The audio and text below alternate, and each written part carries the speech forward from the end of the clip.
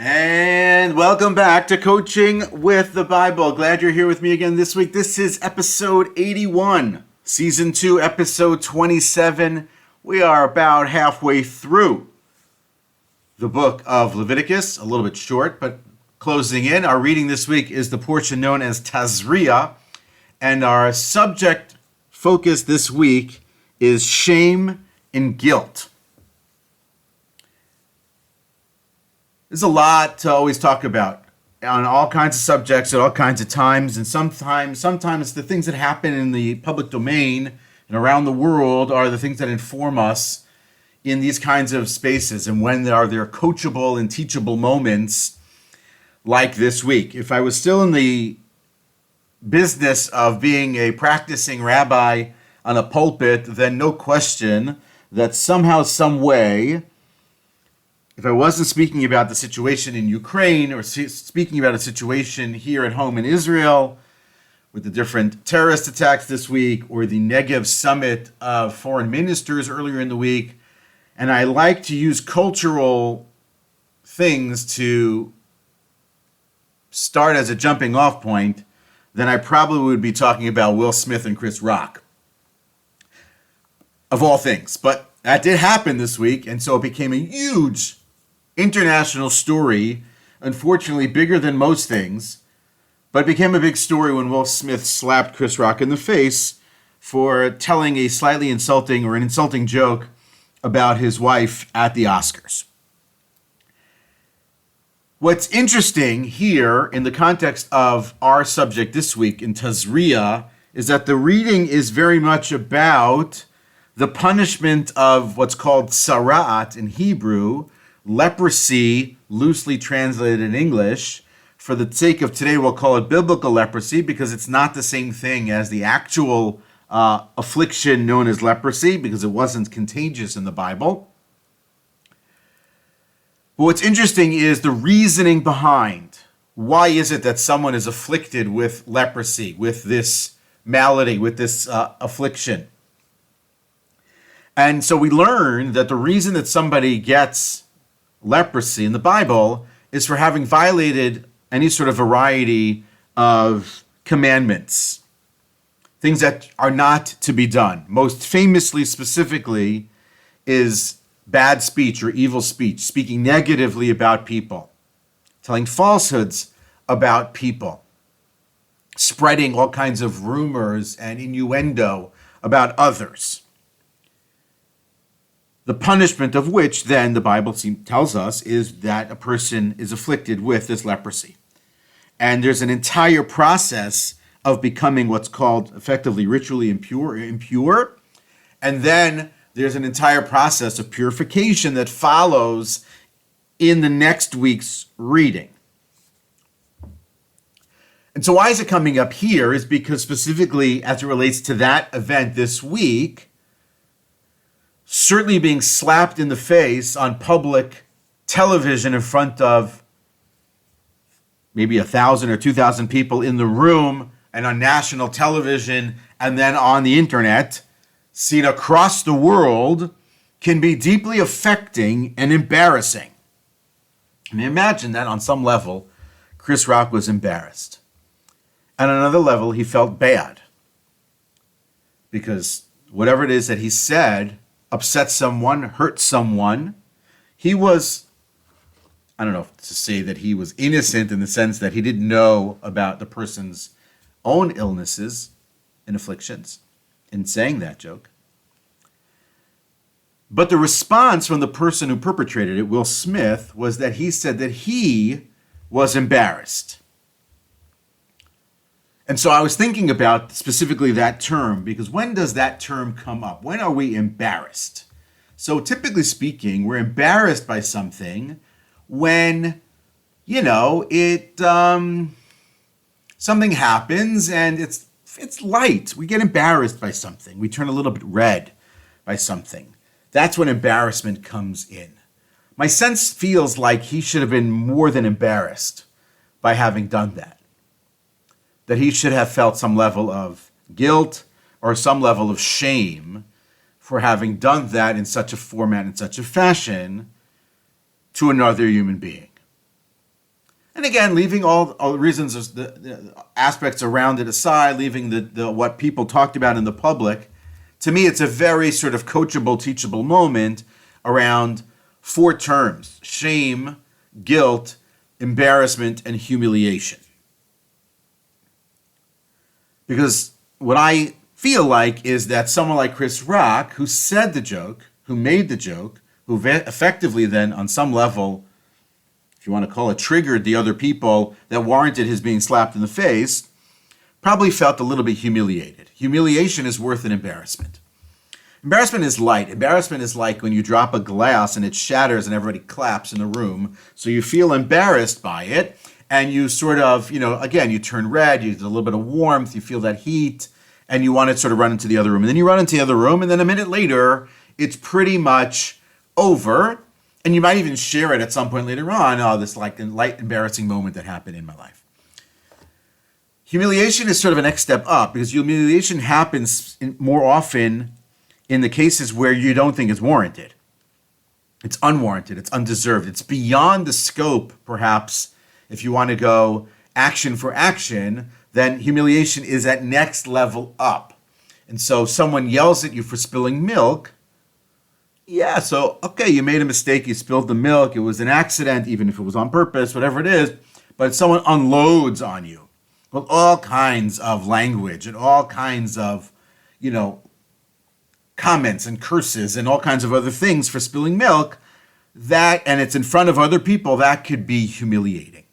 That's a deeper sense of the experience that you just went through. That's humiliation. I don't deserve that. And also you can see that a person, when they're humiliated, that can lead to some level of hatred of the person that humiliated you. That is 1 or 2 levels. Shame and guilt are sort of above that. And so what's important to sort of appreciate in the biblical context this week is that in the environment in which, generally speaking, the Bible is not a shame culture. The Bible is more of a guilt culture. It's more of, I did something wrong, and I have to repent, and I have to be forgiven for what I have done wrong. There's maybe some punishment that's meted out, but it's a guilt approach. It's the sense that whatever it is that I did, and if I did it to somebody else or I did it purely towards God, that's sort of the way that relationship works. So guilt is very much about action. I did something wrong. I did something bad. It's an action. Shame is much deeper. It's not that I did something bad, it's that I am bad. I am dumb. I am stupid. I am worthless. So Brene Brown, in many of her works, and I've quoted her numerous times, I think she might be the most quoted person on Coaching with the Bible, really goes into this. And so it's really important to appreciate the difference between shame and guilt. Guilt is something I did. So I look at something, or I did something that was bad, and someone says to me, no, that was bad. You're better than that. You can do better than that. And yes, there's a consequence to your action, but it doesn't mean that you're bad. Shame is that deeper sense that it's all-encompassing. It's everything that I am as a person. I am bad. And so whereas generally speaking, the Bible is very much about guilt, I did something bad, therefore I have to, apologize, ask for forgiveness, repent, offer penance, offer some sort of an offering at the temple, whatever that is. In the case of the leper, in the case of evil speech, in the case of the person who warrants this punishment, this is a shame punishment. Think about how this goes out, right? We have, according to Maimonides, the way this plays out is that person is speaking negatively about others. Maybe they're doing it in private. And the first indication of something wrong here is that there's a blemish on his walls or her walls. So it appears, and maybe you try to scrub it out and get rid of it, or you cover with a picture so that nobody can see it. And then if you continue with the action and the behavior, then it ends up on your clothing, right? So it's not that it's contagious, it's that it's spiritual malady that has moved from your walls to your clothing. And now it's harder to cover, like it's on your shirt. So it's like a stain, right? It's a stain on your clothing that's impossible to sort of get out. But maybe you can cover it, you can put a sweater on, a jacket on, another layer on, whatever that is. And then it moves from your walls to your clothing to your person, and now it's on your body. So it's on your arm, it's on your leg, it's on your face, it's on your head, it's on your chest, it's all wherever it may be. It's an encroaching malady known as leprosy, biblical leprosy, because the person has not ceased to act in this manner. And then the result is the punishment. The punishment is that the priest comes and the priest declares you impure, that you are a leper. And so the next thing that happens is the stigma. There's a public mark of dishonor, right? So you have to dress a certain way. You have to walk around and say things about yourself, basically that I am unclean, I am impure in the public space. You have to look unkempt.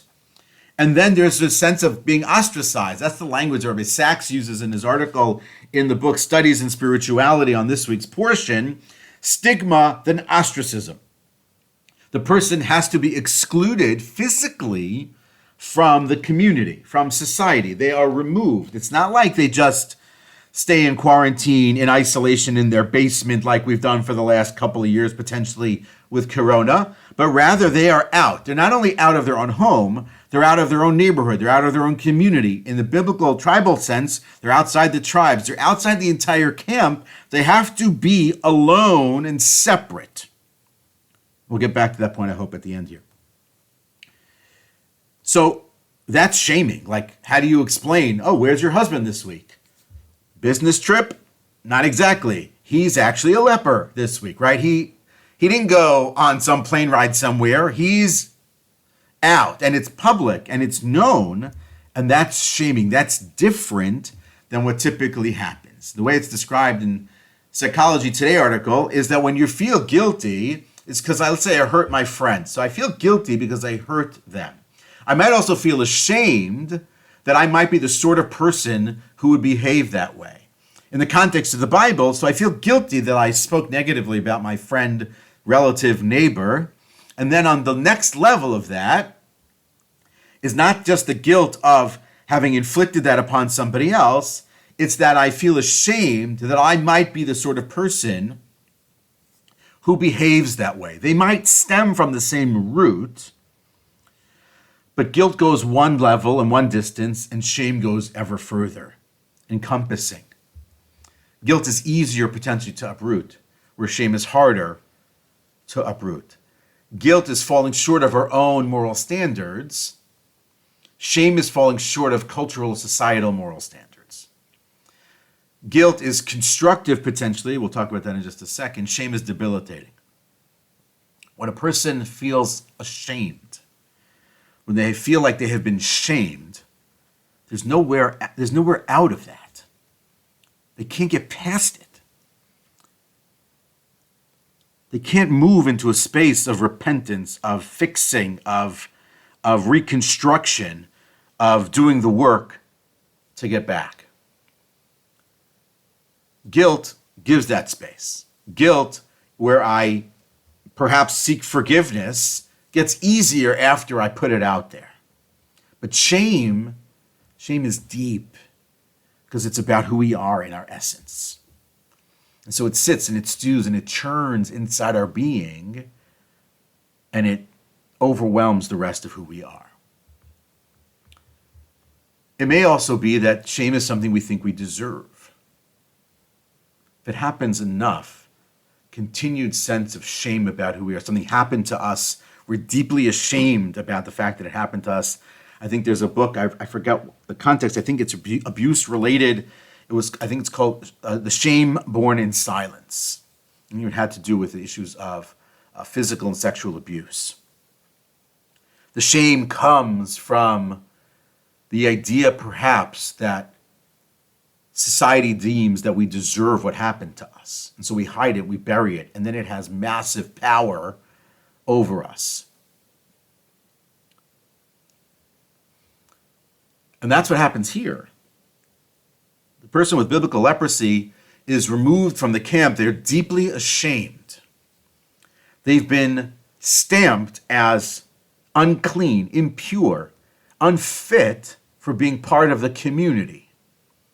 And so the way God sets it up in the Bible is that the person has to be removed entirely from the camp. And that slowly but surely over time, they're able to get back to it.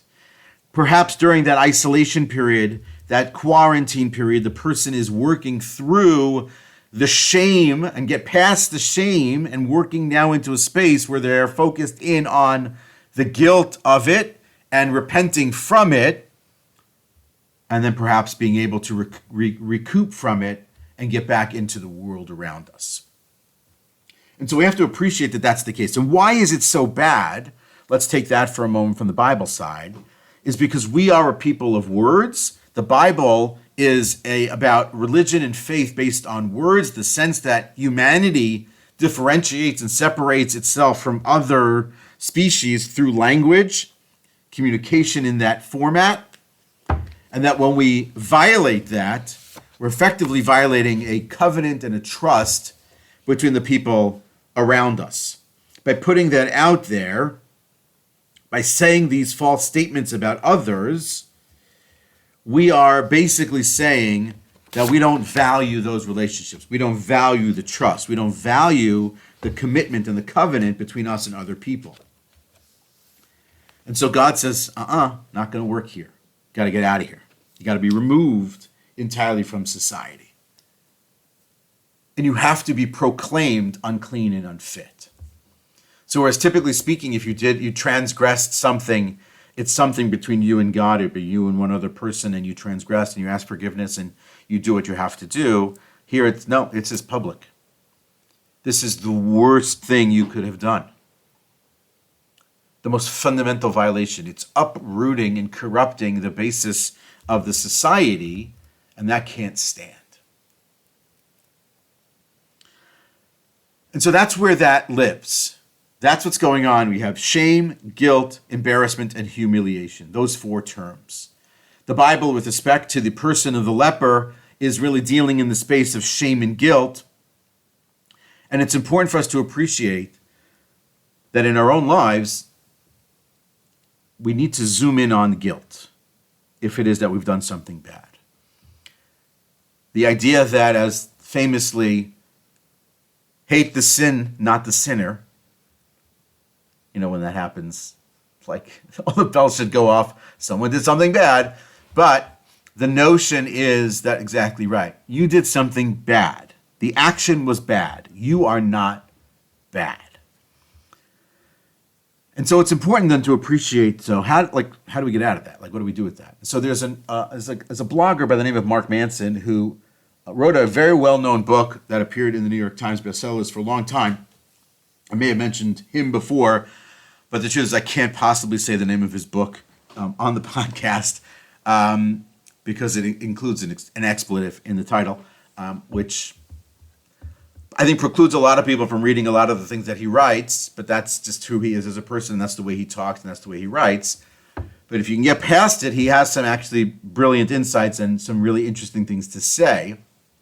And so Mr. Manson wrote an article specifically on this subject. So what do you do with that? So if you're living in shame, if you're living in that space, how do you get out of that? What is a practical approach to moving away from shame, maybe into guilt, getting from shame to guilt, and getting from guilt to freeing ourselves of that guilt?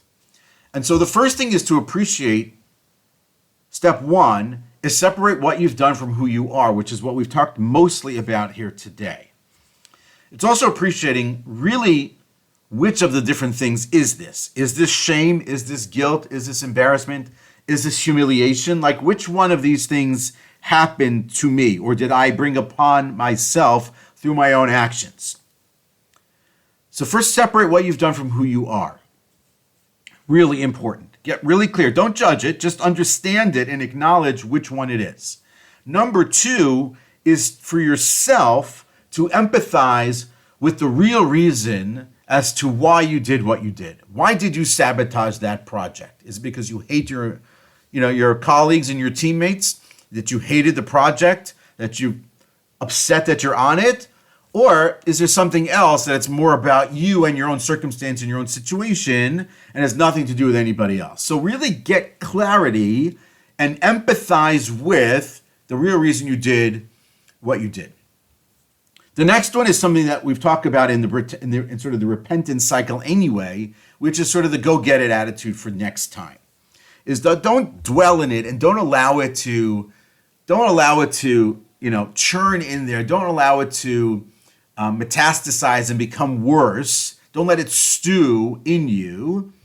It's sort of an acceptance about what you did, and an acceptance about who you actually are, and that who you are is not what you did.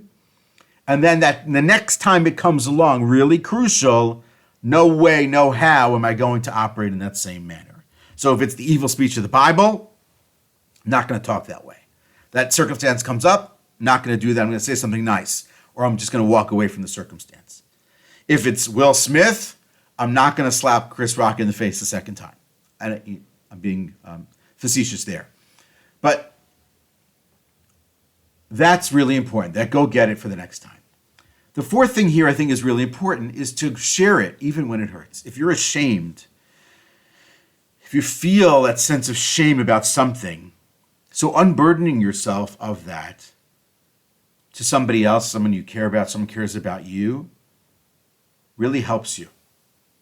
It's like therapy or a support group or friends. They're not judging you. They want to be there. They want to help you. They want to support you. They want you to live your best life. Share it even when it hurts. And then the last thing here is to choose your values. This goes back to sort of the punishment aspect of the leper in the Bible. Choose your values. If you feel ashamed or shame, it happens to all of us. It's universal. It's a universal feeling. We all feel it at certain points that we are ashamed or ashamed by the things that we did or who we are at that moment or in that moment or how people perceive us in those spaces. If we do feel shame or ashamed, that is also, though, telling as to what it is that you do value. Because you want to be part of the opposite. And so by doing what you did and being removed from a certain circumstance and wanting to get back into that tells you that that's your value, that's your ultimate interest, that's where you want to be, and that's important. So in the biblical sense, what happens with the leper? He or she says what she says, does what she does, gets this punishment. Now what happens is they cannot get out of it on their own. They require a priest to declare them unclean. Even if they have the knowledge and the ability to declare themselves unclean, they cannot. They require somebody else to declare them unclean. 1. Number 2, they are then forcibly, effectively removed from the community. And then everything that they're doing afterward is to get back to the community, to get back to their neighborhood, to get back to their home. Because realize that to be alone, to be out there in the wilderness by yourself is not ideal. But to have the Kohen or the priest come to you on the flip side to tell you about wonderful things and good things, and to learn with you and to study with you and to raise you up in spirituality is what you want. To have mentors and leaders and teachers and educators who are like that is what you want. That's the value you have. To be in your home with your spouse, with your children, with your family, it's the value you seek to be a part of. And so appreciate that, yes, in the moment you might feel ashamed or you might have that sense of guilt about what you did. But the reason you feel that way is not outward, is not because necessarily everything that's happening in the outer world and society and culture around you. It's based on what's happening from within. Your self-worth, your self-relationship, how you view yourself, how you think about yourself, maybe how you feel, how in your faith God perceives you. That's your values. And ultimately our values determine our shame. And so the biblical leper teaches us a massive amount about these really key values and key terms.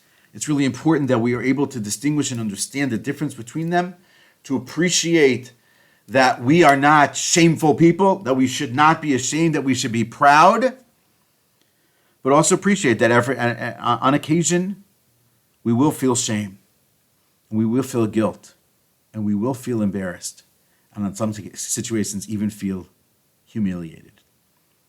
And hopefully, not on the grand scale or this grand stage as it was this week with someone like Will Smith. That is the coachable moment for the week. That is coaching with the Bible for this week. Look forward to seeing you next week. Have a great one.